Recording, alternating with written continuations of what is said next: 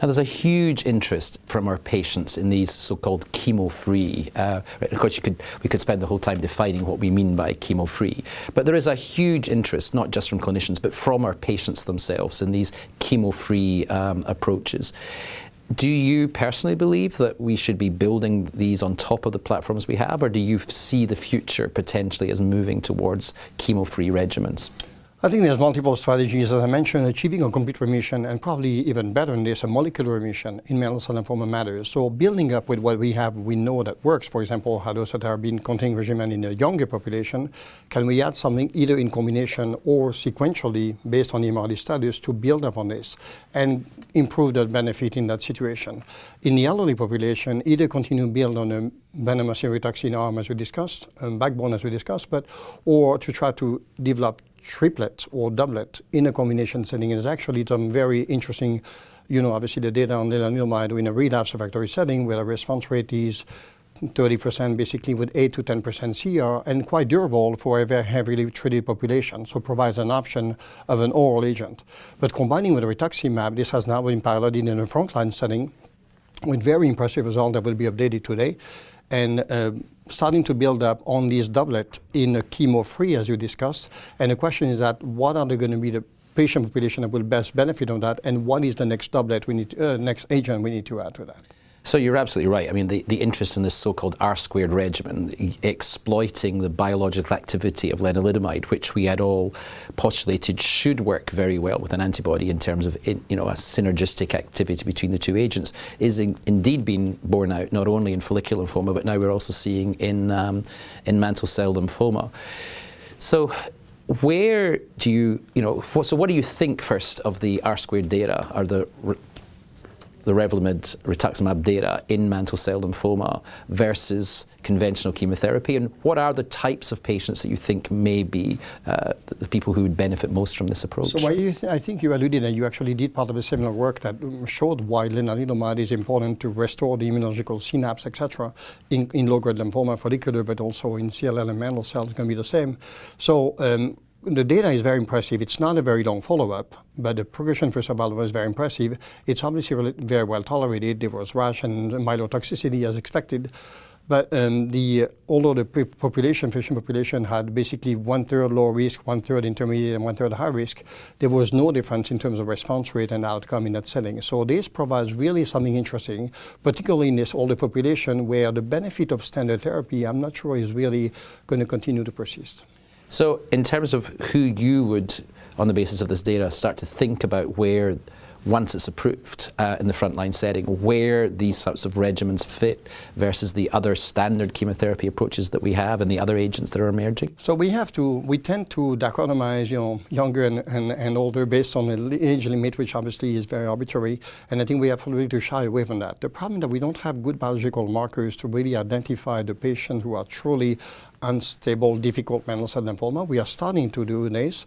There's interesting data we're presenting, the European presenting, we're presenting also from our institution, with high-perceived low-dose intensive therapy and transplant, and the patients who are p53 mutated actually really don't do well with that. So those are patients that have bad biomarkers that actually potentially could benefit better from a non-chemotherapy option from the get-go. Otherwise, on the other end of the spectrum is the older patients who are non-chemotherapy fit. And I think that will provide a perfect opportunity to treat these patients in the outpatient setting. Now, of course, we already mentioned this issue about patients themselves looking to be trying to think about a chemo-free regimen, and of course we're saying that can fit well with the elderly patients for whom we don't have good options. What's the advice you give to a younger patient who would be fit for more aggressive regimens that comes to you and say, look, I really don't want to have conventional chemotherapy? Where do you think it fits there? I think the data is very compelling so far, but it's still not a very long follow-up. And I truly believe, although there were some CR, we need to look at more follow-up.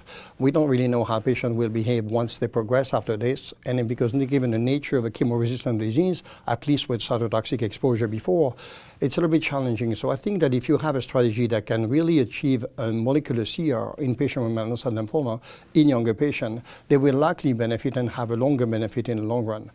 In a younger population, what I think would be more interesting is that continue to build up on what we know works against cytarabine-containing regimen to achieve a deep response, early molecular CR shown by European group that matters for the survival. But also in a patient who do not achieve, and that's being looked at in trial now, in a patient who don't achieve an MRD negative, can we then use those biological agents to bring them into an MRD negative status? And then that's where they're going to be more helpful. Sure. And of course, the other agent recently approved in mantle cell lymphoma is ibrutinib. So again, another important drug. Do you see a rationale for combining these sorts of therapies?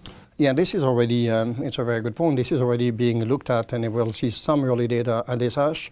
We have studied a study looking at R-square ibrutinib in the context of relapsed refractory mantle cell lymphoma. As we learn, I mean, talking about chemotherapy-free, as you said, we learn of these regimens that are probably easier to the patients because it's oral regimen, it's outpatient, it's easier, doesn't have the classic side effects of chemotherapy.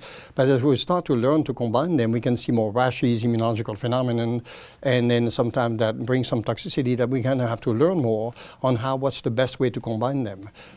So on that note, for those people that might start to think about, as these agents become more widely available for use, so what are the things that you look for when you're using lenalidomide-based regimens in treating mantle cell lymphoma? What's the toxicity profile that people should be aware of and look out for? So typically lenalidomide is well tolerated, and we have patients up to 2 or 3 years on a pivotal trial, and then there's extensive experience from the previous trial. When you pull them together, what's interesting is that the response rate remains similar.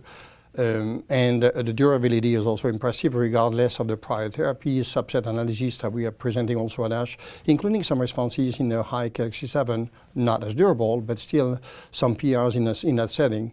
And the, the treatment is relatively well tolerated, and pretty much what physicians are expecting are familiar with in the context of multiple myeloma, with basically myelotoxicity, but easily manageable. So very different from the experience of using the drug in CLL, where it was just not possible to use the kind of standard myeloma dosing without very significant hematologic toxicities. That's not been your experience in mantle cell lymphoma. Correct. We haven't seen, I mean, we obviously some dose reduction, but we haven't seen overall this is really well tolerated.